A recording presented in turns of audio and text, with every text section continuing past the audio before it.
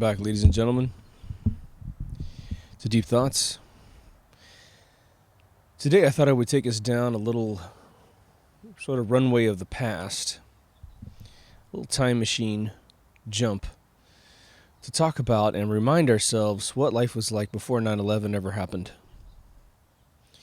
And this is going to be kind of fun, even though 9/11 is a really dark moment for everyone's life, no matter what you believe. This is going to be starting from my sentient life of being a 70s kid, being a teenager for the most part of the 90s, or sorry, of the 80s, and then being my 20s in the 90s. I just try to talk about the consciousness and the shift that occurred for each one of the decades.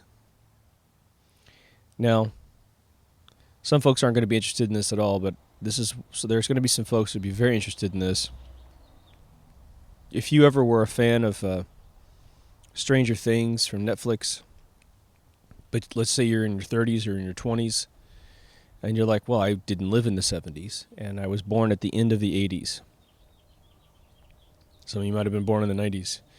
This will be very interesting for you because, when you look back, you wonder how society thought about everything minute to minute. For me, I don't know exactly how people thought in the 60s or in the 50s or in the 40s, except to recall what my grandfather said about it, grandmother said about it, what my mother and father said about their era. But we don't usually sit down and just talk about how things work. And I've got enough writing friends in Hollywood that when I talk about, well, I'll tell you how this came out. A friend of mine recalled how much fun it was to live through the 60s. And he's recalled these very incredible moments in his own life where they did things differently because they thought differently.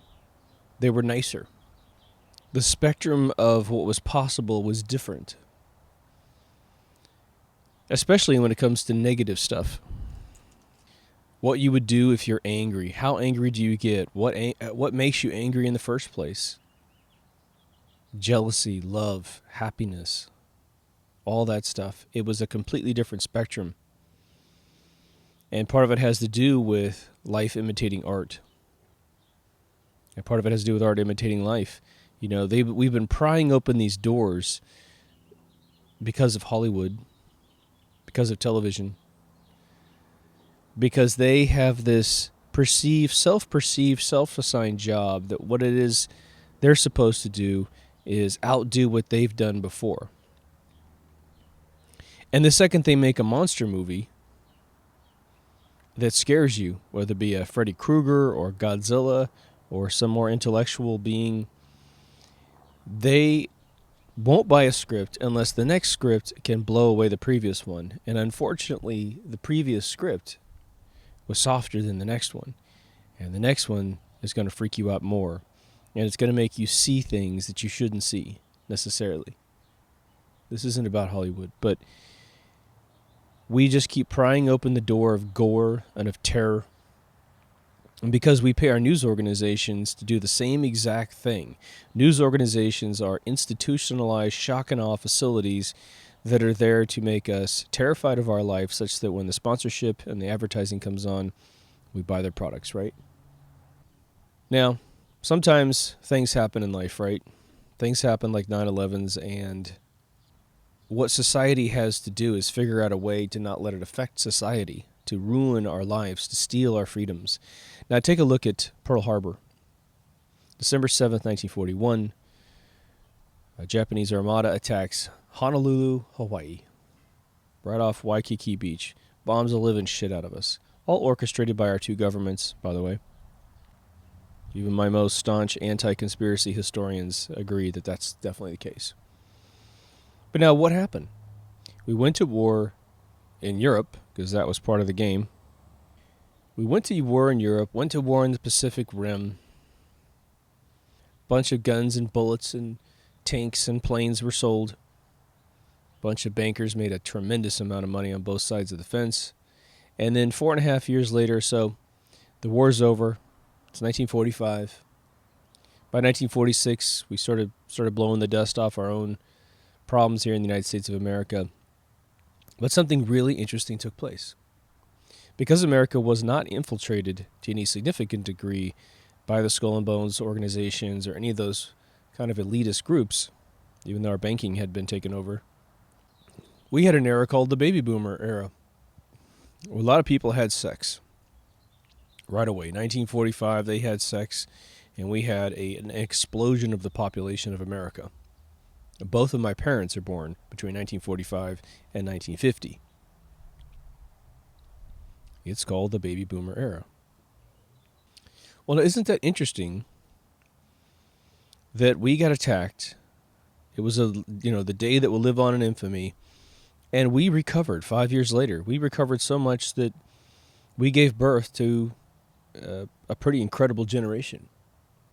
Not everyone's incredible. But as I always say, the movies that were made from 1975 to 1985 were made primarily by this baby boomer generation. So they got something right.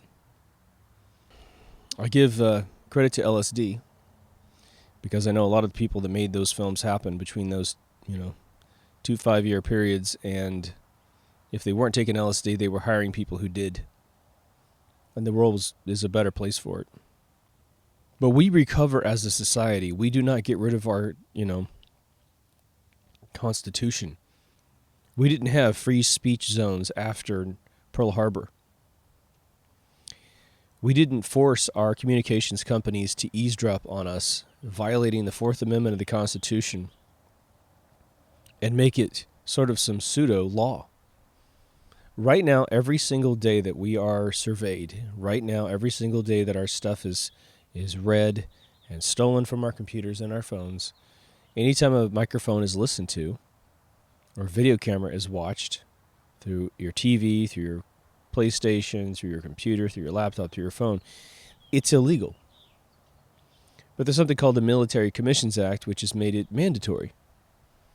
So there is a Fourth Amendment unconstitutional act that's forcing communication companies to do it such that there's no legal liability when they do it. And that's where we are right now. So 9/11 happens in our era, and instead of rebounding like we did from Pearl Harbor, we gutted our Constitution because there was this thing called the Patriot Act. It was actually pre-written before 9/11 to destroy the Constitution. Now, as Ron Paul said, the Patriot Act has a minimum of over 9,500 pages, except that when you're given the document to read, it's only 1,100 pages, and what it's doing is it's making references to outside documents. He and I think Kucinich or someone like that were the only two guys to ever read it. And they said, this is nuts. But the Patriot Act didn't cover eavesdropping. And so the communications companies who were forced to give their information to the NSA said, look, we don't want the legal liability of violating the Fourth Amendment of the Constitution. When we do live in America, you haven't forgotten that. And they said, oh, no problem. We've got this other act coming through that the president can sign without asking for anyone's votes that'll mandate that you do it. And that takes the liability off your back and puts it on our back. Still illegal as fuck, but that's what's going on every day. But this episode is about what was life like prior to 9/11. Was the world a better place? And I'm going to tell you, hell yeah. And, the election's about over here in America. I think it's important to remember what America was like. For those of you who weren't born in the 70s, did not live in the 80s, you're going to enjoy this. This is going to be sort of a walk down my own life. I'm really not trying to make it a me show, but I'm just going to try to tell you what it was like to think, eat, and breathe in the 70s as a kid, and what it was like to be in the 80s. And then this huge transformation that happened in the 90s. So I'm born technically in 69.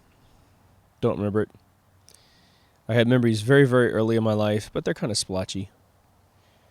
From a sociological standpoint, the story should probably start around 1976.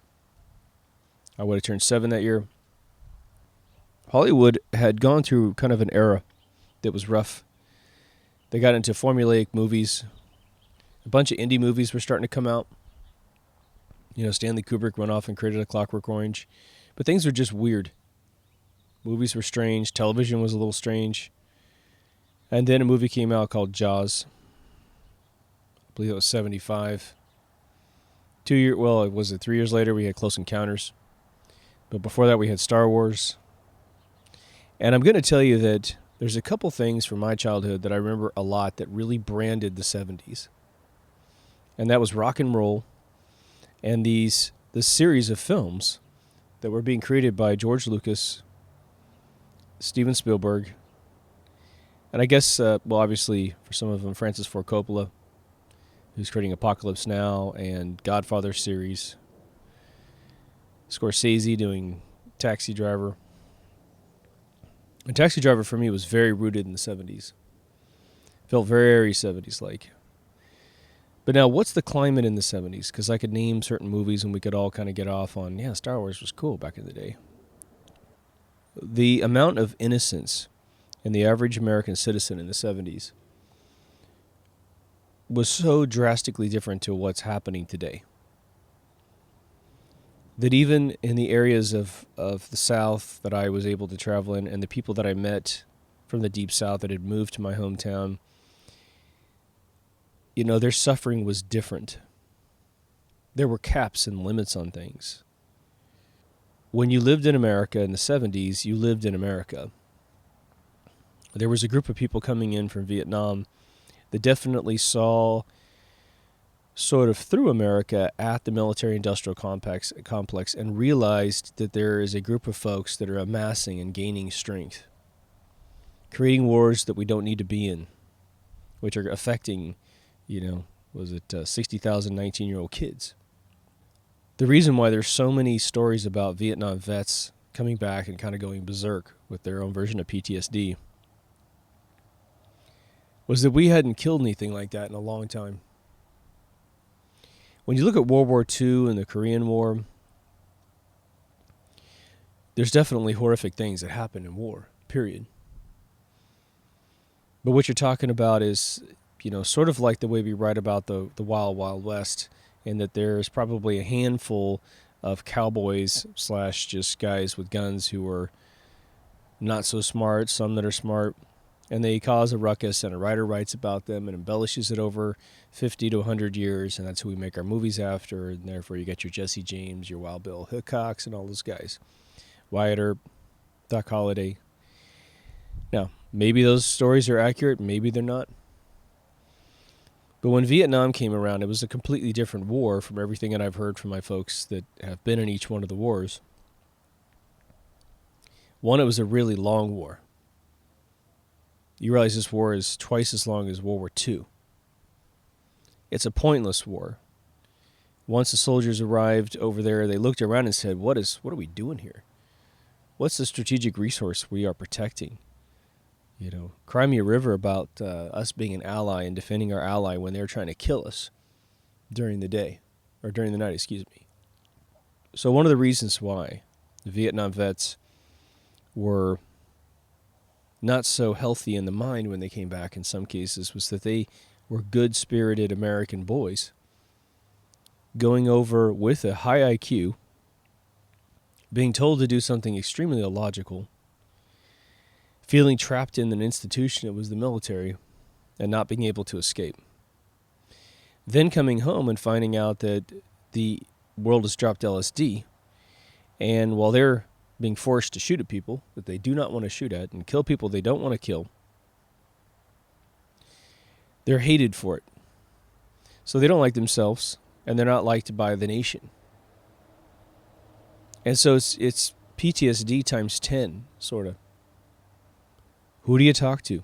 You had Vietnam vets coming back that unlike today, where vets can get discounts on their food, get services for free. In Vietnam, when we were in Vietnam, they would come back and be spit on, and people wouldn't serve them food. They couldn't get jobs. That's a huge deal. It's a big difference, right? The reason why I want to mention this is to make sure that you understand that we weren't in some Disneyland park in the 70s We weren't completely devoid of what it was like to go to war and have horrific things occur. Vietnam War was one of the very first wars that had sort of live embedding of reporters. So as we were fighting, it was being filmed, brought back home, and turned into, Monday Night Football. Napalm attacks and blowing of villages and all this other stuff was on TV constantly. I remember growing up as a kid and hearing about guerrillas in, I think, South America when the CIA was taking over South America through, illegal coups.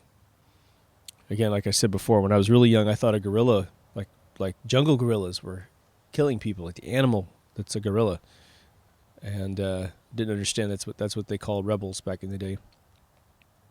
Used to show bodies on sheets, or bodies with sheets on them, and it was all covered in red blood. And here I am sitting there, 5, 6, 7 years old, watching this stuff on TV. And when I think about it now, it's like, it's one of those newscast Marshall McLuhan things. Made you look. Aren't you terrified of the real world? Buy palm olive and soak your fingernails in it, and life will be so much better. But then something happened. Something happened at home, because the world had been divided, in America at least, into two groups. Now, Vietnam War had two types of soldiers. The ones that volunteered, who probably volunteered before they realized what the Vietnam War was all about, or what war was all about, or felt the patriotic feeling of going in. Obviously lacking any political science or history about what the war was about. And then you had folks that got drafted. Imagine that you have to register at 18 years old with the military, and you get a draft card to go off and fight a banker war.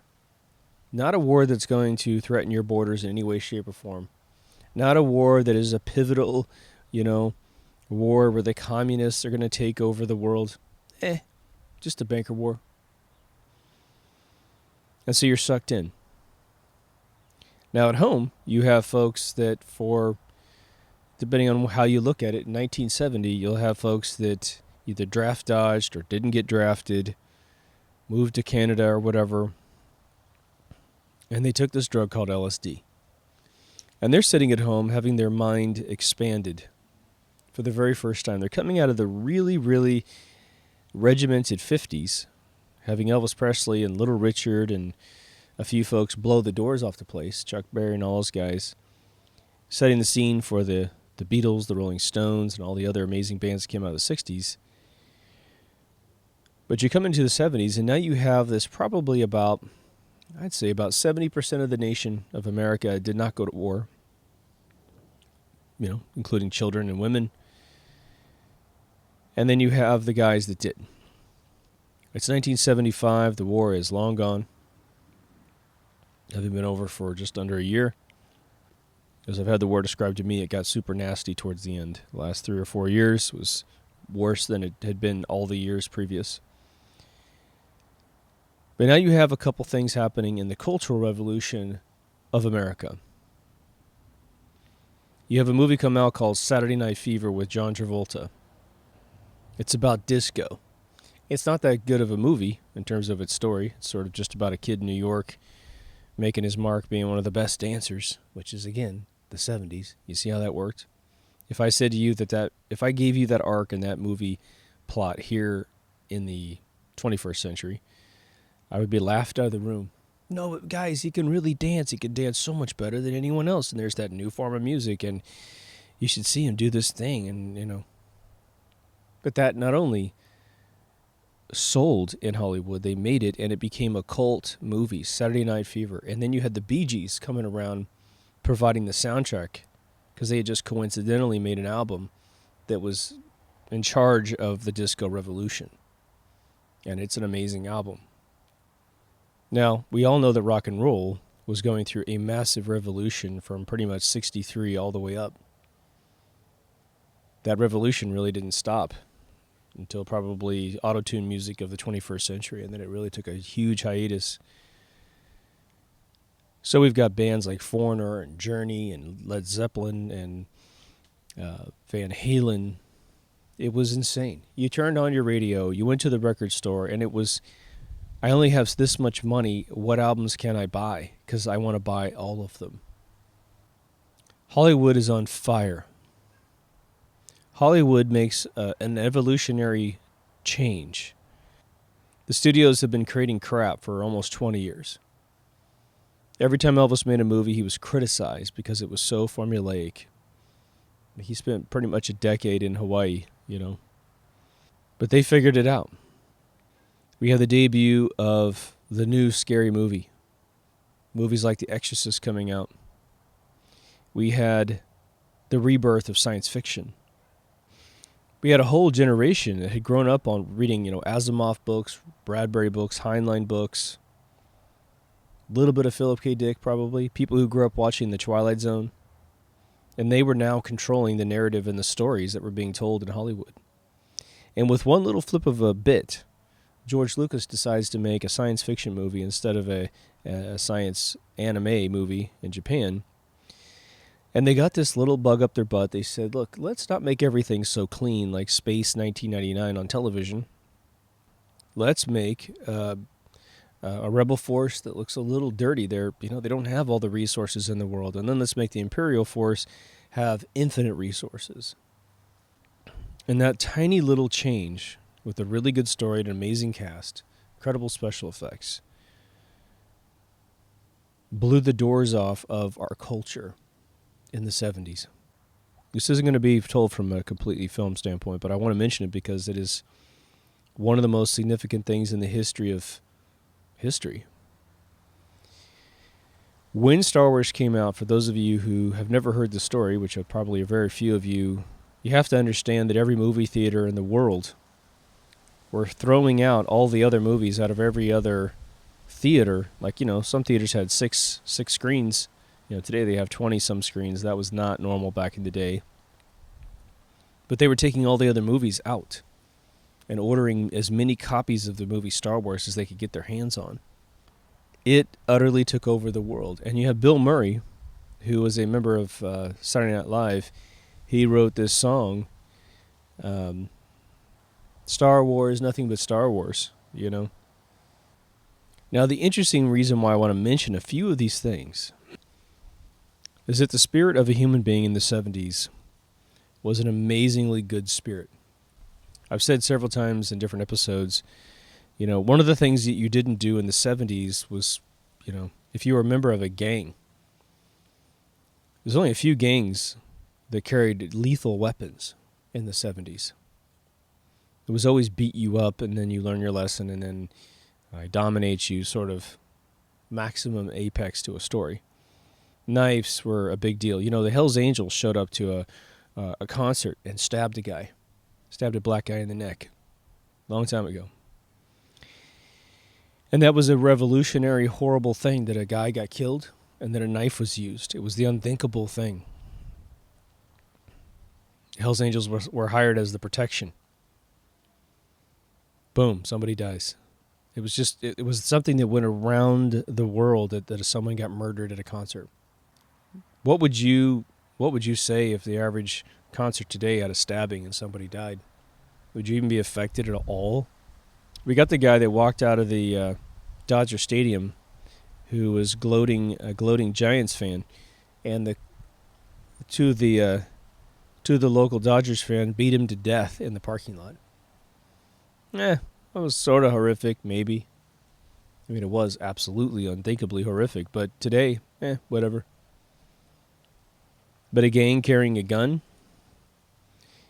there were, definitely guns all over, like Hells Angels groups, and there's a few other groups that were even older than the Hells Angels that were Midwestern gang groups who definitely were some tough hombres.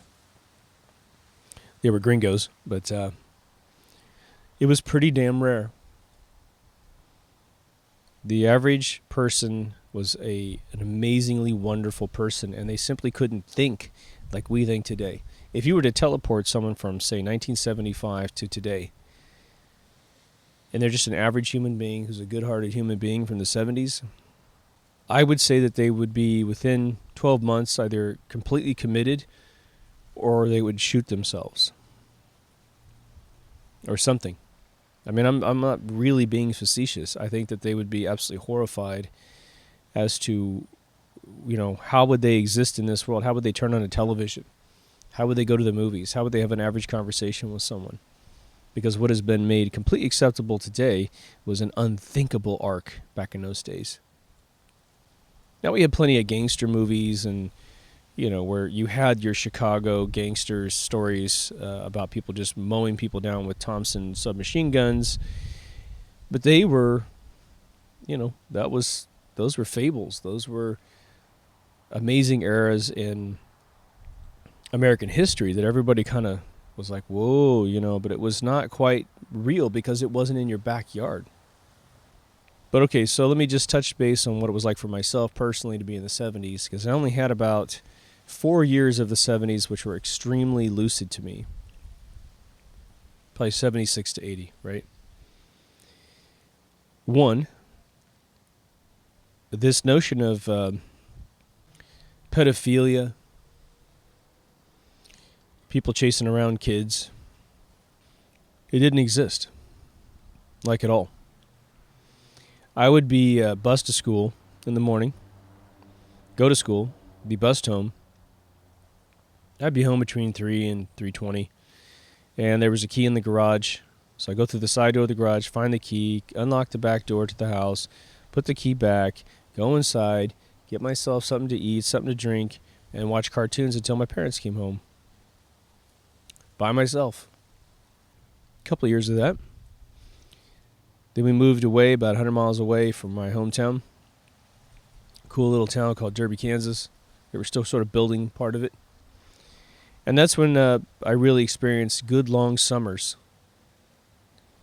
And like I said, my parents divorced, but they lived really close to me. My dad would go to work. My mom would go to work. My mom would go to work in the city. So she wasn't someone I could see during the day, but I would ride my bike with all my friends, make a little gang of friends. But all day long, we were unsupervised by ourselves. 9 to 10 years old. And guess what? We didn't get killed. We didn't get mugged. We didn't get raped. We didn't get kidnapped. There was usually a bunch of us hanging out, and one of us had a mother that hung out at home. Always one mother that was there and available. But we didn't sit there and talk to her all day. We'd have lunch with her. And we didn't get hurt because the world wasn't evil. Television wasn't broadcasting, hey, this is what somebody else did, in another part of town where, adults are grabbing children. So your guy who's on the verge of becoming a perv or a crazy person wasn't fed the information as easily as they are today. We also didn't have the internet, and so pornographic material wasn't shoved into everyone's brain. I was talking to a friend of mine the other day. And it's something we don't talk about. I've talked about it a couple times on the show. But, sexually speaking, sex is a mystery up to a point. And it gets, it's what draws us to it. It keeps us from going extinct on the planet. We have to procreate. Just normal, right? But when you get into the internet and you get into pornography, you get to a point where what you thought was cool on Monday is no longer cool on Tuesday. Whatever you thought was cool on Tuesday is no longer cool on Wednesday. And it starts to ratchet up the brain.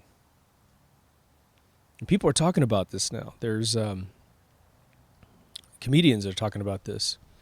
And it's something we're trying to deal with through informal conversations and informal mediums like a comedy bit on TV. When we probably really need to sit down and go, like I talked about in the morality episode, if this vector unchecked isn't checked, what the hell is society going to be like? I mean, the irony of the circle of, say, pornography, for instance, is you might say, well, I don't want America where the First Amendment is ever infringed upon, which is the freedom of speech, which would govern someone having a website with a bunch of sexual material for free. But imagine you're protecting that right, and it gets to the point where it takes your neighbor's brain, who was absolutely the most all-American, apple pie, blue sky, all-American guy. He continues to watch that stuff for 2 years, until he hits a point where the only thing that's going to ever turn the guy on, because he's exhausted everything that can ever happen sexually to him, he turns into some sexual deviant, and I don't know, he likes little girls, he likes little boys. Maybe even that isn't enough, he's got to kill them. Comes over to your house and fucks with your kids. But you've been defending it the entire time because it's an unchecked situation. So in the 70s, we didn't have that pressure. We didn't have the fear of that. And that made the world a much better place. Now at night, we all had babysitters. I'm not sure exactly why at night. All of a sudden it got more scary. It wasn't like we were all hanging out outside at night, because it was usually kind of scary just because it's dark or whatever. But we trick-or-treated by ourselves. We didn't have our parent with us. We could get on our bicycles and bike miles away from our homes. And you didn't get in trouble. I used to have a motorcycle when I was 8. For about 8 to 11, I had a motorcycle, and I could drive 10 miles out of town by myself. With my other buddy who had like a moped. One of the ways you can really kind of look at the temperament of what we were like in the 70s is to watch 70s sitcoms from somewhere. You know, the Jeffersons, Good Times, 8 is Enough. Watch Solid Gold. Watch Chips. And just see how goofy we were. See how innocent we were. And you'll see it immediately. But now, when you see that goofiness, instead of laughing at it, I want you to think that the whole world was that way, for the most part. 99.9%, the world was that way. I know I'm speaking from an American standpoint, but there are still places in the world where people are that goofy. Go look at Bollywood movies, how sweet the people are in Bollywood movies. Go watch, communist China, movies and stuff. They're totally goofy. Because even though they're a communist country, they have protected their society from getting really dark. Even North Korea is goofy. There's something to be said about that. They're not to be criticized because they have kept their population from seeing all this darkness. I personally don't know of a country that is more dark than our country. Yes, there's poverty-stricken areas of the world where everyone's suffering, and they may technically see more poverty-related darkness, but what happens in America is we have sexual darkness, we have violent darkness. What kid in America who hits 20 years old, who's lived a normal life, watching movies, playing video games, has any shock and awe about, the first episode of Walking Dead this year, season 7? Some of the most horrific things ever broadcast on television without, a pay barrier. AMC has set the bar so high now and so disgusting that that's where we feel like we have to be, But now let's talk about the American dream. And you folks in Europe are going to have to help me understand where you were. And I really haven't had any comments from my European listeners, and there's plenty of them.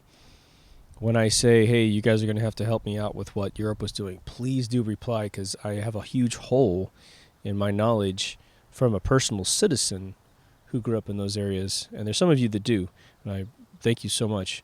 But we need to hive mind what was going on in Europe at that time. But, America is based off the idea of sovereignty and freedom. That's it. Government small, government fears the people, and that's the goal. Well, in the 70s, that's how it worked. Now, through my conscious era, we had a president, Jimmy Carter, who was an anomaly because Nixon had been impeached, and that was all based off of trying to win the election and using kind of shady techniques of finding out what was going on the other side. And he gets caught up in Watergate. So, we had a president that was in there, and he was kind of a sweet peanut farmer, supposedly with the nuclear physics background in college, and it's kind of a goofy little era. But when you were in the 70s, there was no doubt that you could be the president of the United States if you were male and born on at least American territory. We didn't really talk about the female president at the time. That's just the only reason why I say it like I did. In terms of starting a business in America, absolutely. Everyone, well, like my hometown, for instance, was run off personal businesses. Is a 10,000 people town. But if you wanted to start a restaurant, a car dealership, an electronics store, grocery store, there was 4 grocery stores family owned. The amount of restaurants that were family owned, I don't even know. Probably a dozen. The car repair shops, there was no Jiffy Lubes or any of that kind of stuff. We had just gotten our first Walmart in 1975, but it was run by Sam Walton. Sam Walton, who would actually show up at the store, having flown his plane into the local airport, and someone comes and brings him in. So he was an all-American boy. It didn't matter to us that he wasn't from our hometown. But we owned our hometown. My father would take me around town to fill up on the gas station when the gas station was owned by a guy that my dad used to work for. My grandfather had a car dealership downtown. My dad would drive around the town. He'd go, I ordered that car, I sold that car, I ordered that car, da-da-da. Because as a hobby, that's what my dad would do on the side. That's what the 70s was like. Now, sure, the big cities had massive corporations. They've been embedded for decades. But what it felt like was this. America felt like it had borders that were friendly, not borders that were hostile. We celebrated that we were America, and when we planned vacations, and if you ever wanted to go to someplace else, you were visiting a sovereign country in another land. If you go to England, you're in England. If you're in Ireland, you're in Ireland, etc., etc. Germany, France, Spain, all those countries. And as much as the Cold War was trying to do its thing, you know what? I never heard my parents sit around drinking beer with each other, talking about Russia, talking about politics. I mean, we didn't even talk about the president that much. We just didn't. Because it was unnecessary. Because we didn't have CNN 24-hour news. Because at midnight, the television turned into a static pattern. It signed off with a national anthem.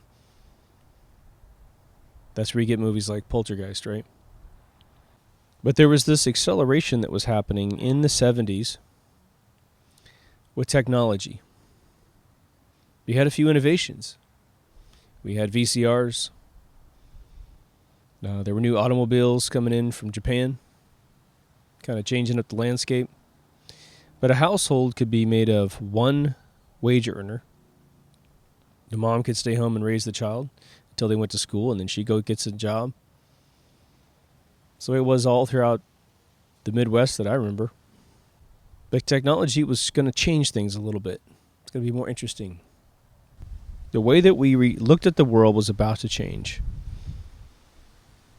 And the biggest thing that I can say that changed, especially in my hometown, was they were going to go from 3 to 4 channels on television. And that's right. You only had 3 to 4 channels. They were the major networks. And what they wanted you to see was all that you ever saw. You could buy HBO around 1980 or so. HBO technically I think was an invention in the early 70s. They were just kind of putting anything on their little channel they could. Eventually they signed some deals with movie studios. They could put movies through, about 6 months to a year after they came out, unlike today. We can get it right away. But in the 80s, we roll over. America stays intact. Pretty much stays intact. You can still start your own businesses. We didn't really have any war yet, not since Vietnam. Britain did their Falkland Island thing. We just sort of looked at that a little bit. The movies kept coming in, right? We had 3 Star Wars, 3 Indiana Joneses. We had just epic films that owned the box office. Spielberg shit gold bars, man. And so did Lucas. We had a whole birth in the 80s of scary movies. John Carpenter pulling Halloween out in about 1979. Then we had Friday the 13th. All right. Still sort of good-hearted little formula scary movies. Music had evolved where disco had completely owned everything from about 74, I would say, to maybe like 81, 82. You had Blondie coming out of her punk rock era and going straight into a kind of a disco pop first album that really blew up. Van Halen had, they had released their, the one with Eruption in it, 1978. Queen started exploding. Led Zeppelin was on fire. Foreigner was on fire. Journey was on fire. Kiss, who had pretty much dominated the 70s, had kind of peaked at around 1980. Started trying to take their makeup off in the 80s, and everyone lost interest. But then television suddenly found a way to load up your house with 50 to 100 channels. I mean, all channels with fairly decent content in them. Networks were popping out of nowhere. Cable this, cable that. By the mid-'80s, CNN was going with 24-hour headline news. I remember my father giving me my first television about 14 from my bedroom. And CNN was one of those things that broadcast constantly. And I remember just finding it super interesting what I thought was going on in the world coming through this artery. Believe me, I didn't know any better. Music, my God, we had Prince showing up. I mean, who could name all the bands in the 80s? All the glam rock bands, all of your Europop bands, your Madonnas, your kind of one-off bands. So musically, listen to the music and listen to the lyrics, and you'll find out how goofy we were in the 80s. We stayed true and stayed good in the mainstream America. Now, for those of you who are from big cities, you know that there was something else brewing in the 80s. Now, in the 60s and 70s, we had this stuff called LSD that was waking everyone up, but I've talked about it several times, and I won't go through a big rehash of this, but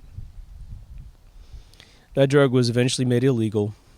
Eventually, the Manson, murders were pinned on that guy, and that was to demonize two things: LSD, which would never make you kill a soul, and the hippie movement.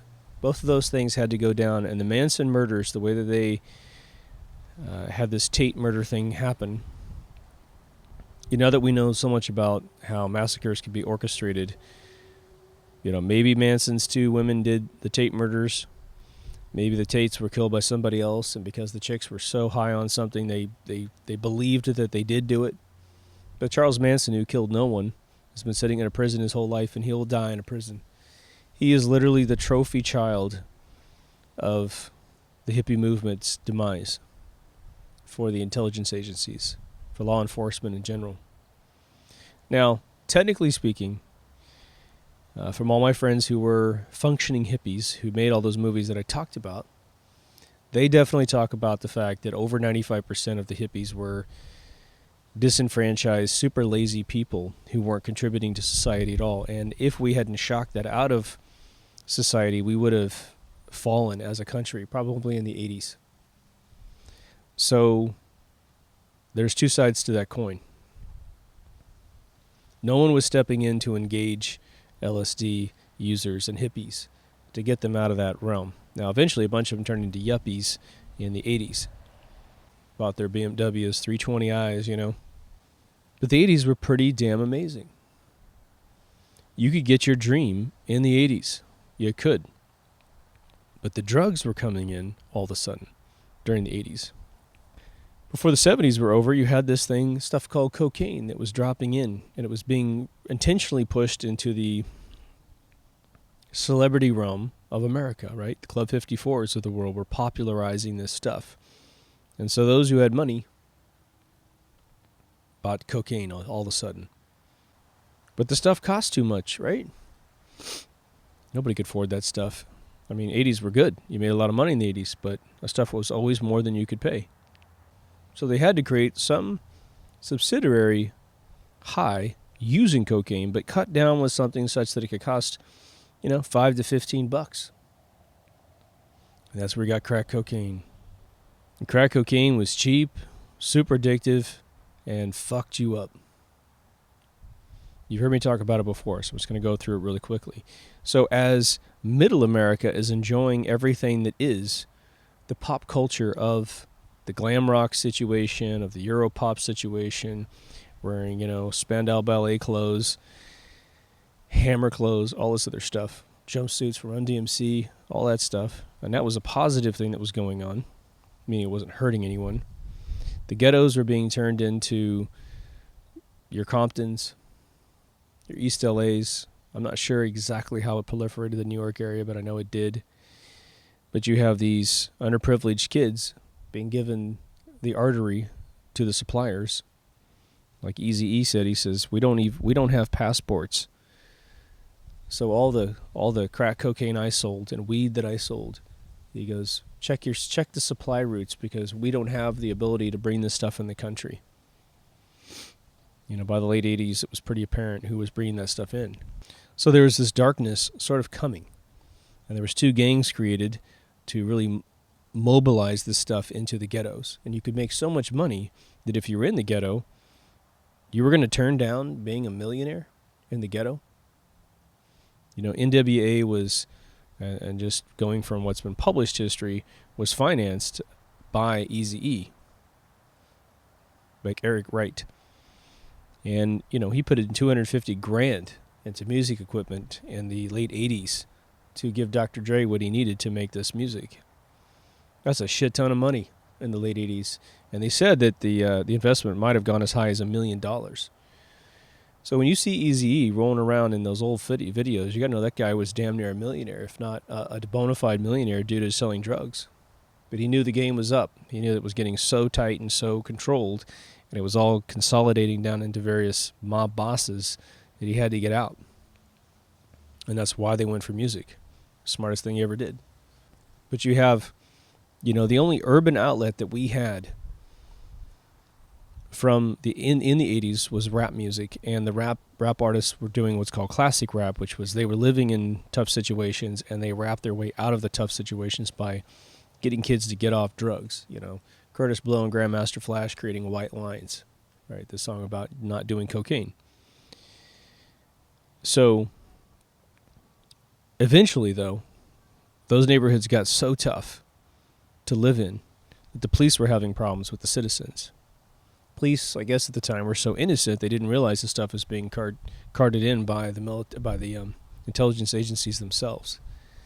And so here they are blaming the kids that are selling this stuff, who are fighting over their territory, right? Killing each other. And so you had police brutality starting to really become a mainstay. You had this war on drugs that did nothing more than increase the war on drugs, right? I think it was 1973, somewhere in there, where Nixon started the war on drugs, really trying to go after LSD, of course. But they were spending something like $75 million a year when Nixon started it. Today, I think we're over $1 billion. And the Justice Department has said that it's only increased in drug use, right? It's failing. It's failed completely, right? That's the big joke today. So the 80s had this 2-layer thing happening. Most of society, probably 95% plus of society, was living the good life, while 5% was living underneath. But still, you could get on an airplane without having someone grope your body. Still, if you ever caught law enforcement eavesdropping on you without permission, they would go to jail, not you. Any case against you would be dismissed because they broke the law. Big difference. In terms of destinies, well, I'm living proof that you could do whatever the hell you wanted to in the 80s as long as you're willing to work hard and you had the knowledge to do it. I moved to California at the end of the 80s. I immediately get hired at a company that was least famous in this country for making the tax software. I got laid off, and 2 days later I became a video game artist. 2 days later. Having never professionally done that in my life, but I had an art portfolio on my personal time, I got the job. But then the 90s came around. It was still pretty amazing at the beginning of the 90s, till about 91. Then something happened in the early 90s that sort of was a precursor to what was going to occur 10 years later. It always seems to be the first year, or I guess you could say the second year of any decade, the 1 year of a particular decade that stuff seems to happen. There's a CIA asset known as Saddam Hussein that asked the State Department if he could invade Kuwait. His people recognized it as their previous sovereign land that was stolen from them. The State Department gives 2 thumbs up, and he invades. Then all the neighboring regions that were part of OPEC, who sold us oil to the American dollar, they call up the State Department and say, what the hell's going on here? This guy's one step, closer to us, and he's bigger now. And they go, well, we debated it with him and debated among ourselves, and we gave him the thumbs up. They said, no, you got to get rid of him. You got to get rid of him out of Kuwait. And so we asked him to leave Kuwait, and of course he's like, guys, I'm embedded. I can't just pull out. We got big plans for this place. And so we asked him again and again, and he wouldn't leave. He ceased to become a CIA asset for us in its entirety, as far as we know. And we went over and did Desert Storm. It's like a bunch of sorties bombing the crap out of the guy. He eventually knows where his bread is buttered, starts retreating out of Kuwait, and then we have the highway of death where we A-10 the crap out of pretty much everyone who tried to escape with their cars and all this other stuff. We didn't go after him. We didn't go into Baghdad because he said he'd behave, and he's one of our assets. So the war's over very, very quickly. It's a 2-day invasion. NWA came out around 1989 and was starting to talk about this friction between those that were selling the drugs and those that were trying to enforce the law. Not sure either one of them knew exactly where it was all coming from. I never heard, Eazy-E say, well, the CIA is selling my stuff to me. Maybe he knew, maybe he didn't know. I don't know. Doesn't seem like he did. But out of that little kernel of probably 2 years, from 89 to 91, the world changed a little bit. The 90s were very dark in America. The 90s were dark in a couple ways. We had this new budding music that was taking over for glam rock, which had gotten completely out of control. All right, we got guys wearing makeup and poofing out their hair, wearing more hair products than women. Again, Guns N' Roses brought it back for the last hoorah of rock and roll. We have gangster rap pouring out on a level that was tantamount to a big bang of darkness. And I think it was well-founded because these guys were like, we don't live in the world you're living in. We don't have, you can't touch this hammer clothes on. We're fighting for our lives. Grunge was all about self-imposed poverty, which is sort of how the privileged white kids always try to help the universe. Is their idea is to go join the homeless. That's where we got emo. That's where we got goth. Self-loathing algorithms trying to convince the world how much they're suffering. And there's also a transformation in the mid-90s that we don't really talk about. And I saw it from the video game industry side of things. And let me give you an example. When I was in the game industry initially, and I guess it was 1989, 90, somewhere in there. That's just 89 when I got in. You could make your own little game company with 4 or 5 guys, make a game, and get a publisher, and sell it, and make a ton of cash, and then make your next game and your next game. Even if you worked for a massive company like Electronic Arts, which I eventually started doing, and you worked in a department that made a game, the company would give you bonus checks based on how much the game sold. And it was locked down per department, per game. So if you had 2 departments, one makes a stinker, one makes a bunch of money, you got a big check, and they didn't. And it was the beautiful self-motivator for making money. But then there was this transformation that happened, even at EA. All of a sudden, they went through this, they wanted to get rid of the bonus check. And when they did, the games got shittier and shittier and shittier. The first step they did was to pool all of our checks together. Now all of a sudden, the bad department and the good department were in a pool. It was the overall average of how well the department did. Well, now you had a reason to be lazy, because if you thought the other team was making a great game and you weren't, you'd just give up because you knew you're going to take part of their money on the other side. Now, the goal was to completely obliterate the bonus check. Completely. So the pool system pissed everyone off. The game qualities went down categorically and instantaneously. Once the first checks came in and you're realizing, Jesus, I'm the reason why that guy has a car and he didn't come to work much in a 30-day period, right? So once these checks started coming in a lot lower, people didn't really work for the check anymore. And we were all mentally primed at that point to have the check completely disappear. And it did. It completely disappeared off the map. Now, at the same time, I was working in, or just prior to really going full-time with Electronic Arts, I was working in the corporate database world as well, learning the internet and all kinds of database stuff. And my clients on that side were talking about globalism in terms of outsourcing all of our work. This is probably around 93 or so, 92, 93. The CEO that I was working with was passing out a book to all the sales force and all the head engineers to say, look, this is going to be the promise of a new age. We're going to be able to outsource all this coding or whatever. But it wasn't there yet. Definitely, internet was not there to support any of these notions. We didn't really realize that the internet was going to come in and do a big thing for us. But you definitely felt by 95, 96, the corporations were taking a turn and not sharing the revenue with their employees. But we still had a gigantic workforce from the 70s and the 80s that had been working for companies for 20, 30, 40 years with pensions that they were able to retire with and live in retirement. So it was it was the end of that era was coming up, and we just didn't know it was happening. Obviously, by the mid-90s, HTTP protocol was starting to explode.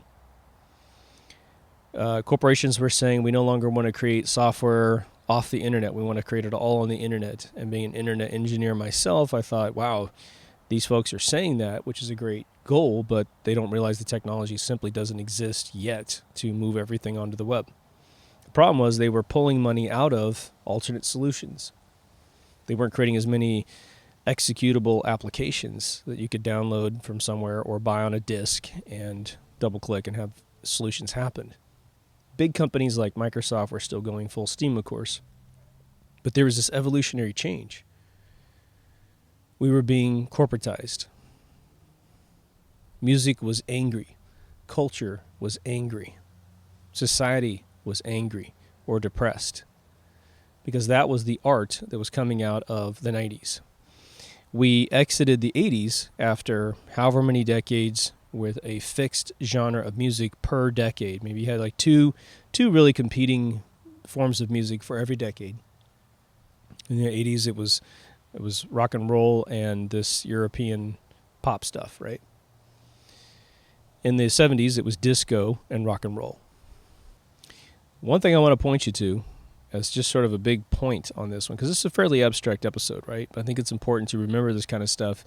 And I want to sort of give you guys homework. If you grew up in these eras that I'm talking about, don't forget to tell kids of this day and age, the millennials and the Generation Ys, and the Zs, of what it was like to live in sort of the ex-baby boomer era. It's important that they hear what it was like to be in these eras so that we have a goal. Because right now we've been completely gutted of all the moral fibers that existed, all of the, essentially what we took for granted. You know, we have graveyards full in every major country that's a first world country, all around the globe, for people that fought for freedom. So one of the pieces of homework I want to give you guys is, if you grew up in any of these previous eras, and you saw the beauty of kind of what America was like or what Europe was like before 9/11 changed everything, I want you to do what you can to share it to people in all these follow-up generations.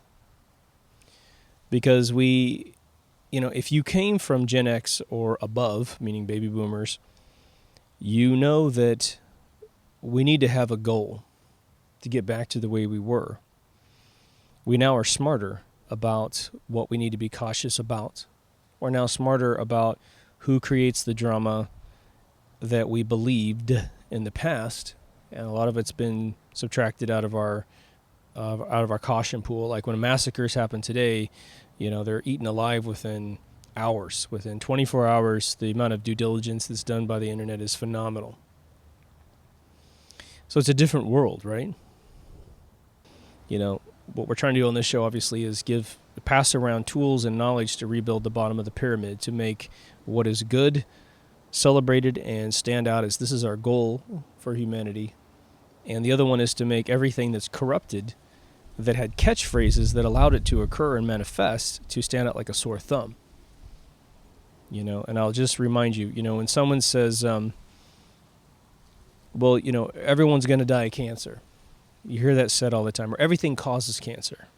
It's not true at all. Cancer is a man-made anomaly of malnutrition, toxification of the human body. It just is. So you don't want to allow those things to be said in your presence without counteracting them and extinguishing those fires of thought, because it is not true. People used to die of old age. They did, okay? They used to die in their 80s, 90s, and in their early hundreds, where I'm from. My parents' generation dies in their 60s and early 70s. Right now, the top of the kind of the mezzanine break between Gen X and baby boomers, they're dying in their 50s. So the life expectancy of mankind has reduced dramatically. The only thing we're missing is a true metric by some scientific organization that's really measuring what the life expectancy was. When I was a kid in the 80s, the life expectancy for a male was 79 years old, which is still very, very low. Females were estimated around 83. All right, my grandmother died at 83. My grandfather died at 79. Isn't that amazing? My other grandmother made it to 79 and she passed. So she didn't get to 83, but she lost her mind through dementia, right? We're seeing a huge shift in the way that the world is managed now. People on the inside are starting to realize, like Miss Kasbacher in the Superman movie, which I've got some episode pending that's going to talk about that in detail. I don't know if that's going to be out first. But she realized that working for Lex Luthor threatened her own mother. And because Lex Luthor and he's a fictional character, but because he had no siblings, he had no wife, he had no kids, he cared not what he did to the rest of the world. Today we have almost those kind of sociopaths running wild around the world, and they've been running wild unhindered for 100, 200, 300 years. But right now, because there's technology to help them expedite their agendas, we have to step in and defend ourselves. And the intelligence agencies that have such a bad rap seem to be stepping in and changing things. It's very, very interesting how the moral fiber has infected, members of the NSA. Think about the NSA. When we talk about the NSA today, in almost every conversation, it's a negative. These guys are backstabbing, Fourth Amendment violating people. Well, if you ever meet anyone from the NSA, I am yet to meet a guy who says, well, who cares? Who cares about the cattle, the sheep? Let's watch the world burn. I've not met a single NSA guy with that attitude. As a matter of fact, they are the most loyal patrons I've ever met in my life. And they have a problem believing in conspiracies because they can't conceive of conspiracies themselves. And that's a big deal. That's a really positive, big deal. And today they are feeding Julian Assange everything that he's ever released. Not everything probably, but the majority of what's effective and important today. And that revolution, without them creating a world catastrophe, that revolution is well on its way. There was a world before 9/11, and it wasn't perfect, but it was more free, it was more sovereign, and it followed Magna Carta / the Constitution a hell of a lot closer than we follow it today. We've almost gone out of our way to rape society of its rights. And the news is programming lazy brains to repeat mantras that get rid of our rights. I was talking to a guy the other day who said he was going to vote on background checks for ammunition. Now, again, technically speaking, there's probably nothing wrong with that concept, that we want to make sure that crazies don't buy ammunition. But I was talking to him and I said, well, that's always what a prop says. A prop always promises something and then it's something else underneath. It's different, which is why you vote no on all the props. It's either destroying your freedoms or it's taxing you. That's what a prop does. And there's always pork belly spending inside of a prop. So you could vote for, censoring the ability to buy ammunition without a background check, of which you're probably going to have to pay for. And the other side is that they're building a bridge in Ohio. They find out ways to stick stuff to other stuff. And that's why a lot of things fail in committee. That's why things that's why what needs to happen in this country, in your country, doesn't happen, because someone screwed around with the bill. This kind of corruption has to end, and we have to have a complete clean out of all of our governments, of all of our military, of all of our intelligence, and put some laws down that when corporations break the law, that they're not too big to fail. They do fail. The CEOs who steal, billions and billions of dollars from their employees or from the world through stock manipulation or whatever, that they go to jail. That organizations in general just disappear. Hey, if a big corporation that does something that's a household name commits a bunch of crimes, and you say, well, we can't live without that resource, fine. Someone else, maybe you, will build the next corporation or the next, good organization that will replace that commodity. If someone needs it, then you have a qualified market right there waiting to be taken by a good person, which could be you and your buddies.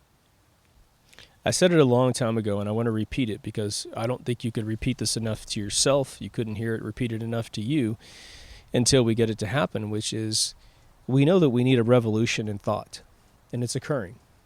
It's totally occurring, and it's occurring for reasons that are hive mind reasons through the internet, and it's occurring because some individuals are standing up against all this and sacrificing their well-being to be exposed to accusations and that sort of stuff. But if you were to take into a college class the idea of creating a revolution to better the freedoms of the individual, to imbue the individual with education, to get jobs that are based on their destinies, you would have to have goals for your revolution. And if you're smart, you wouldn't want it to be a militant revolution, right? You want it to be an intellectual revolution of thinking that then, by proxy, dictates the art that we share, dictates what's acceptable and what's not acceptable, based on our goals. My fear is that if we just willy-nilly start a revolution, and we don't have goals that are unified between the people, then it allows two things to occur, neither one of which we actually want to have happen, which is that we never really reach any goals because we don't have any. And even if we're in complete control of the revolution from start to finish, the end position that we're in is not well thought out and leaves a lot of very important things out of the game. Even though we accomplish a bunch of stuff, we're leaving a bunch of stuff unchanged. But what typically happens with revolutions is that they start to happen organically. And when they start happening organically, elite agencies come in and co-opt and take over those revolutions and extinguish them, right? And so they tell us when we're finished, when we're not finished. The coup in Russia was one of these situations. Again, Gorbachev's getting thrown out. Boris Yeltsin, the drunk, jumps up on a car, talks with the bullhorn, says, "We're finished, we won." But he was a shill for the IMF. He immediately gets Russia in so much debt that within a year they have to sell pretty much every piece of land in Russia that has resources on it. And the European banking cartel owned Russia almost overnight. Now, Russia's managed to dig themselves out of that problem, pay off their debts, forbid sort of elite families and agencies from even existing on their land without being arrested. That's a huge moment of progress, and this is something that we need to do within our European countries and within America. Assume I always mean Australia, too. I have this analogy, which I've said once before, something I recommend you can use to get people to understand where you're coming from, and it's called mowing tall grass. If you came to someone's house and it was all overgrown, right? The grass is 3 feet tall, hasn't been No one's cut any grass. The house looks absolutely feral, right? Like no one's lived there for 20 years. You know that if you just got some sort of weed whacker out, some sort of mechanism to cut this stuff down, let's say that your first pass, you cut the grass down to 6 inches. It still needs to go down another 3 to 4 inches, right? To make it look manicured and beautiful like your yard and your house, right? You know that mowing tall grass will make anything look better. Just cutting down the gigantic differential between where we want to be and where it is. It's an easy win to come in and at least knock down all the tall stuff. That's the analogy for the world right now. The world has gone feral. The world is out of complete control. We have been infected mentally, physically, spiritually, and we are not where we want to be. Each one of our countries has been dismantled in some way, shape, or form. You know, America is sort of getting an injection in the arm by the intelligence agencies, which are working overtime to get the emails out to expose the corruption that is running for president right now and who is actually president right now. All right? I think that they probably have a stage 2 and 3 up their sleeve as well to expose more agencies, whether it be corporations or military or whatever. You know, in one sense, we want everyone to be punished who has done harm to man. But I'll tell you what, as long as these individuals who have been doing harm turn a leaf, like, you know, the fabled story of Saul to Paul in the Bible, as long as they're willing to turn the leaf and go from being a serial killer of Christians to being the leader of the Christians, if that's the case, I think we can still work with those individuals because they're going to know more about the corruption than anyone else on planet Earth, because they will know where all the books are hidden. They will know all the agendas. They will know who said what, who gave the command to break the law, who gave command to corrupt an organization. If someone turns a leaf, let's take their offer.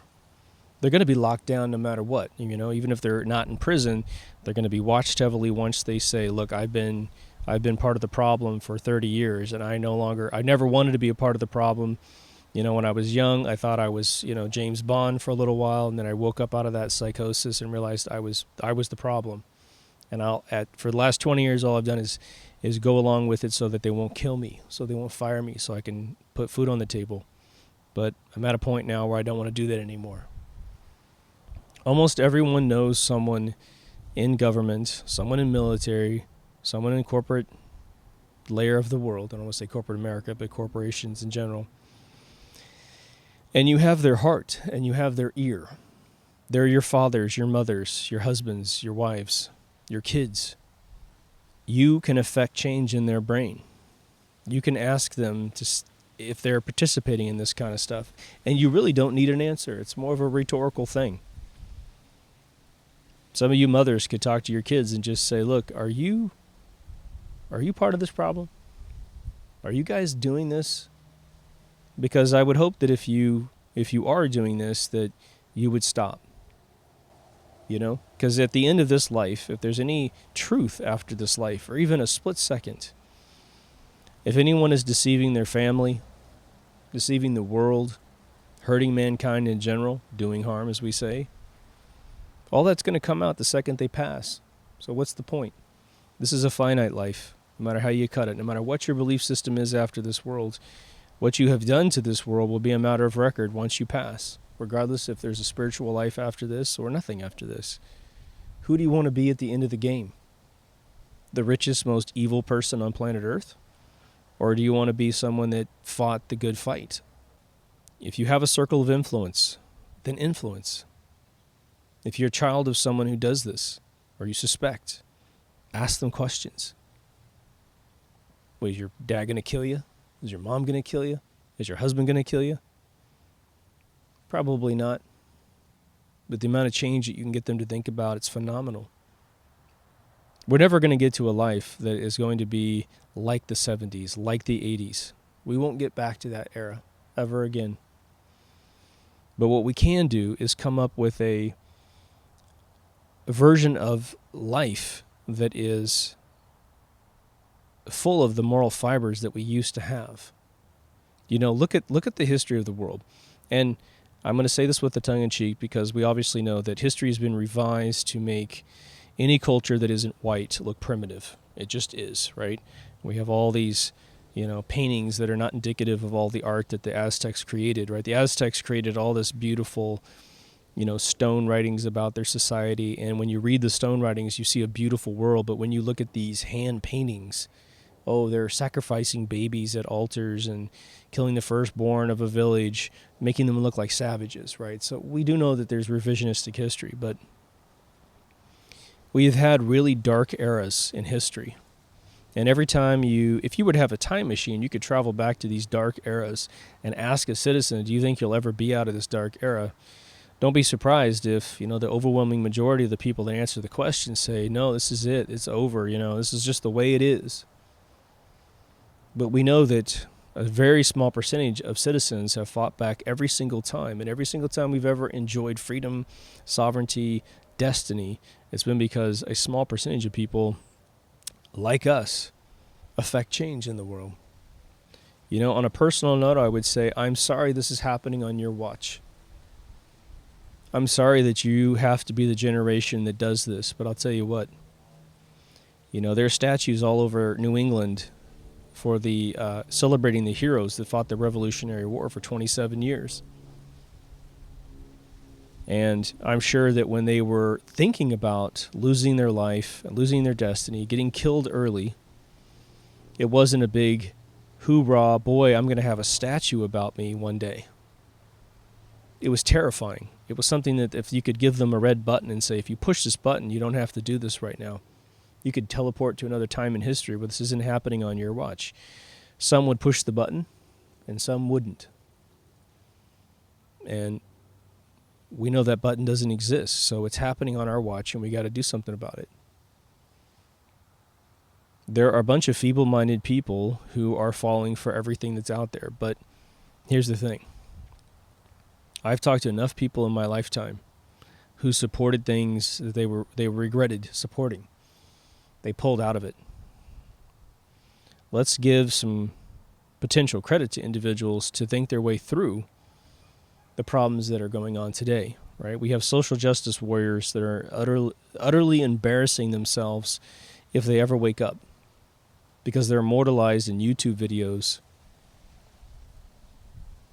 We have people that have supported candidates because in their brain, they don't think that candidate's bad. They're sheep. We know they're sheep. We have guys that join the military to go off and fight wars because they played too many video games. They're sheep, and then they become cattle for the slaughter, fighting exclusively for World Bank domination, the thing that's repressing us. But they're not bad kids. They have been conditioned by culture, art, to lust for these things. So I often talk about the divide in this show and to try and avoid the divide. It is very difficult to avoid the divide. I've got personal friends of mine who I love dearly, who I hope to know for my entire life, and they are completely delusional and without any research on what's going on in the world, but they are going to vote with their emotional, non-informed opinions of the world, and they're going to vote for more tyranny and more control over the people. They're not bad people. But some of these guys are old enough that they lived through the 60s, 70s, and 80s, and they profited greatly through those decades. And the 90s were tough. And the 2000s have been very, very tough. I have close friends of mine that were millionaires, and now they're broke as a joke. I mean, really broke. Never been broke in their entire life. Never ever thought for a second they would ever be broke. And the funny thing is even in that suffering, they're still unable to focus and research because they are so distraught that they just want a quick fix. And when they watch the news, because they're from the old-fashioned camp where if it's not printed in a newspaper, if it isn't broadcast on television with a profit center around it, they don't believe it's true. And the funny thing is that they know that 9/11's an inside job. They know that we didn't go to the moon. They know that most of the massacres are fake. They've done all their research more than I have. But they still don't know that the Clintons are probably one of the most corrupt last names, surnames in this country you could ever possibly want in office. It's interesting. It's fascinating. How did they get there? With all the other knowledge, how did they get there? Doesn't really matter. They did. They're not bad people. They're just confused. And they're not going to be, whatever, the 4% that fights back. They're not. You know, I talk over and over in the episodes about rebuilding the bottom of the pyramid. And it's sort of this informal charter of this show. I'm just one dude in a backyard, all right? I have limited amount of information. You guys study stuff on levels that they're unbelievable. And if we could just combine all of our minds, my God, we'd probably create the superhuman that could just change it like a magic wand. But that's never going to happen. What I want to get in your brain is that this is a call to action. This re-engineering of the bottom of the pyramid is something that we have to make an agenda in our lives. And it doesn't have to be acidic and dark at all. We don't have to focus on negativity and the past in order to build a positive future. Because all we have is right now. I can't right now change something necessarily tomorrow. The only way I change tomorrow is to change something right now. And we need an army of us to do this.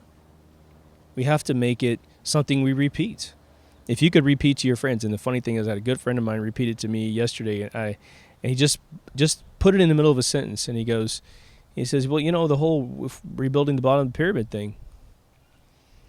And it was great. I was like, wow, I infected that guy's brain. It's beautiful. He obviously felt it ahead of time. I put it into words for the guy, and it was great.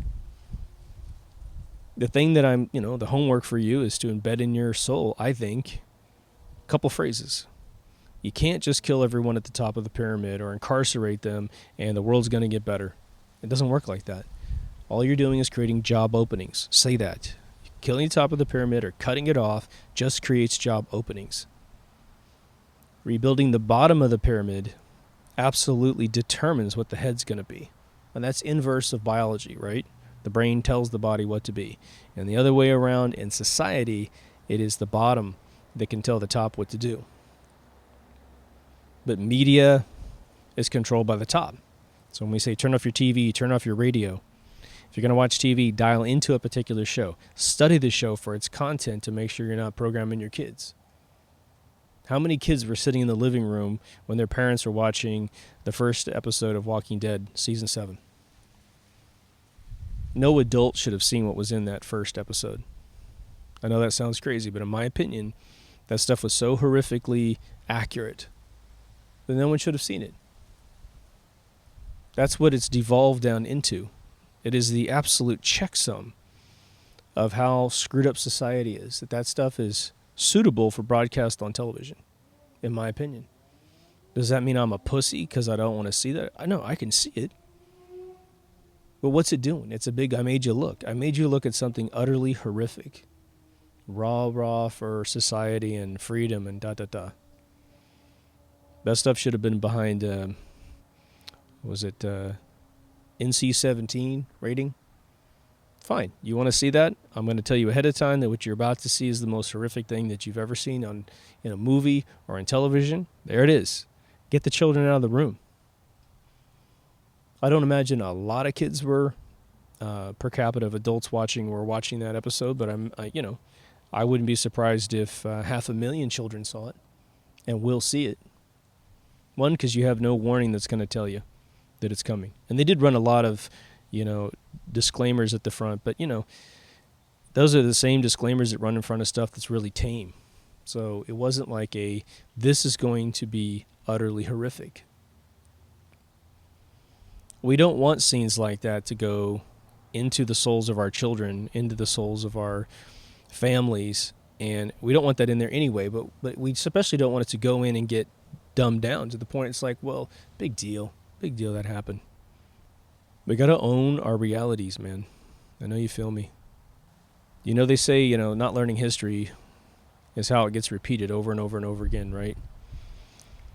Because of the trend of the decade, right? Marketing departments live on the trend of a decade. A decade has a certain feel through music. It has a certain level of what's acceptable and what's not acceptable. Hollywood constantly has to outdo itself, right? If you have a horror movie, you got to create the next one's got to be more horrific than the previous one. I'm going to tell you right now, those formulas aren't a sign of intelligence. Those formulas are a sign of utter cultural desperation, that we can't figure out something else better to say, better to do. If you're a writer in Hollywood, you know that every joke has been told a million times. Every gag has been done a million times. But here's the cool thing about where we are in 2016 right now.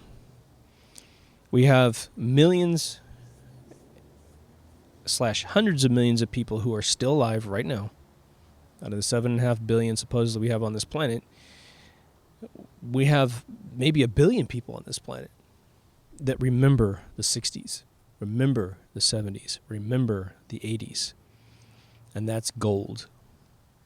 That is gold. But what we have to do is figure out a way to make sure that the kids that have never experienced those decades understand what those decades were built out of, and try to figure out a new formula for integrating what can't be erased now. We can't erase what's happened. But we have to have a cultural revolution where it's like, hey, if you watch TV, it's going to be you watching a show that matches your personality. What you want to see, what you don't want to see. And it's not just spooky, scary, gross stuff, horrific murders in Walking Dead. It's going to be messages, themes. I want to say something to the fellas, right? The fellas. To the dudes of the world, right? How many times have you experienced, let's say you're 16 and over, and you fall in love with a girl, or you meet a girl that you'd really like to fall in love with,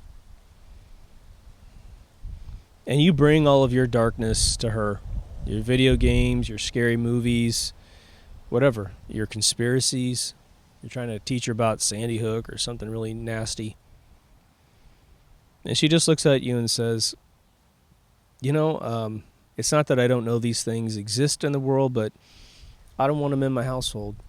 I don't want this content around my kids. So you have a good day, and you live in all that darkness, and you enjoy life. And what's the guy do? The guy realizes, oh shit, I have built my life out of darkness. I have made it my pastime. And then the guy goes, well, okay, there's things that men have to do to protect their families. And it's not like Vietnam vets came home and said, oh, honey, let me tell you what happened while I was in Vietnam. My buddy, he got captured by the enemy, and they disemboweled him, and they kept him alive enough that he would suffer, and they threw him on an anthill or a termite hill, and the bugs ate him completely alive. It was unbelievable. I mean, I puked my guts out when I first saw it. Oh my God, it was so amazing. No, that didn't happen. Men came home, they swallowed what men did, and they had, VA gatherings where the men could cry through those moments, share those moments with each other, and keep the man things over in the man camp. And they didn't bring it home and tell their children about those experiences, tell their wives about those experiences, because it is the duty of the man to protect their family. But what's the thing now? We'll tell everybody what you just learned, no matter how horrific it is. And if we can't talk about real things that really happen in the world that's horrible, we go and pay for drama that recreates them on our televisions. And we have, unfortunately, a bunch of guys that feel that macho nature, but they can't figure out a way to express it. So they go and listen to music that tells them how to treat their wives badly. Tell them, you need to be a gangster. You need to kill someone arbitrarily because that'll prove how badass you are. You got to watch a really gross episode on television because that'll prove how badass you are. That's a little boy trying to be a man. It really is. I grew up in the Midwest where we had World War II vets, Korean vets, and Vietnam vets. And I could see in some of them, they were massively affected by their tours. And some of them, you couldn't tell. But I tell you what, when they built a family, it was a solid-ass unit. And they curbed, cursing in the house. You weren't allowed to do it. But I guarantee you, when they were sitting in war and the guy next to him gets his head blown off, expletives were probably a big part of the vocabulary at that point. But they still came home fully skilled in being dark. and they stopped it. They stopped it from infecting the United States of America. They stopped it from infecting every country in Europe, Australia, around the world. Because they didn't want their homes to be full of that stuff. How many guys saw crazy shit in World War II alone? Cleaning out the Pacific Islands was probably one of the most horrific things that ever happened. But I don't remember my grandparents talking about what their husbands did or their friends. My dad's best friend has been in so much shit in Vietnam, it was crazy. 3 tours. He's a helicopter pilot, shot down 5 times, survived all of them. Saw unbelievably horrific stuff. My dad is his best friend. My dad did not see war, even though he was in the military at the time. But guess what? I had a conversation with my dad within the last year. He said that his best friend, who he's known and kept as a best friend for the last 50 years, has barely revealed a single story about that time. This is man to man. But why is that the case? Because his best friend knows that horrific era should stay back there. All those memories should stay in Vietnam. And I don't think he's very happy or, feels heroic for having been sucked into the war in the first place. He did what he needed to do to survive. He was too young to know the value of life. I think that's it. We got a lot of work on our hands, and the beautiful thing is not most of it's less is more. Less darkness is going to be more progress, but we have to get on this game of progress. You don't teach people that the world could be a better place by showing them a bunch of darkness necessarily. Sometimes that's necessary, but if we can do it through saying, take someone out, have an experience, and go, didn't you enjoy that? Wasn't that cool? Don't you want more of that? Well, the way we preserve that is to change this. Education is the number one thing this world needs on all levels. Fundamental education as well as cultural education. But in the meantime, we all need jobs. We've got to get back our jobs in every major country, stop using slave labor. As soon as we stop using slave labor, those countries will have to pay their people more than $1.20 a day. What I've been told by manufacturing friends of mine is that China has to pay a person $1.20 a day to keep their people out of poverty designations. But in South America, it's like 25 cents. Sure, the cost of living is different in certain areas of the world, but that's not going to be enough. Let's hive mind, people. Let's hive mind solutions. Try not to live in the past. Try to learn from the past, but let's forge the now, right now. What can we do right now with all the knowledge that we have? If you pat yourself on the back for having a bunch of incredible knowledge about how we got to this mess, to think about the things that we need to change in our personal lives. Maybe it's just be more happy, do more things that reflect destiny. Get your kids into hobbies so that when they get to 18, when they'd have to declare a major in college, the only problem they have declaring a major is they have to make a choice from all their personal loves that were called hobbies prior to that. YouTube will teach you anything you want to know. Trust me. Fixing cars to rendering things in 3D to cooking to whatever.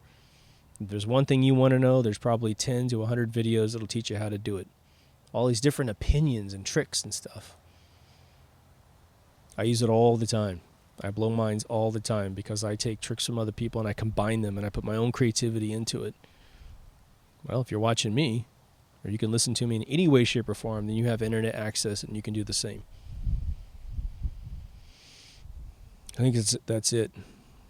So we have 2 websites, deepthoughtsradio.com for just watching the latest video, mkultraradio.com to get the feed. Some people are asking me, I'm just going to repeat it a couple times. I did take down the MK Ultra Radio show. I'm going to mention this a couple times in episodes, so I apologize for the repeat. The main reason why I took that down, for me personally, is I have personally grown so much with you guys that the voice I had in that other show, it's just too chaotic. It's not well thought out. Because we don't touch any topic with any massive detail, it's just not who I am personally. And the show's dead. So if there's ever another episode, I'll be shocked. So it's just, it was a thing. I hope you enjoyed it. It's gone. I feel much more comfortable with Deep Thoughts. I'm not the same person I was at the first episode as I am today. And for those of you who watch all billion of them or whatever, you can just see the transformation in me personally. You know, some of it's just I educated myself through talking through these episodes. The other big part of it is, the big part of this is, I would say, conservatively speaking, 30% of what the change that it's been affected on me is from your comments, your reactions, and your passing information to me. And so, you know, in that particular case, I want to thank you personally for doing that for me.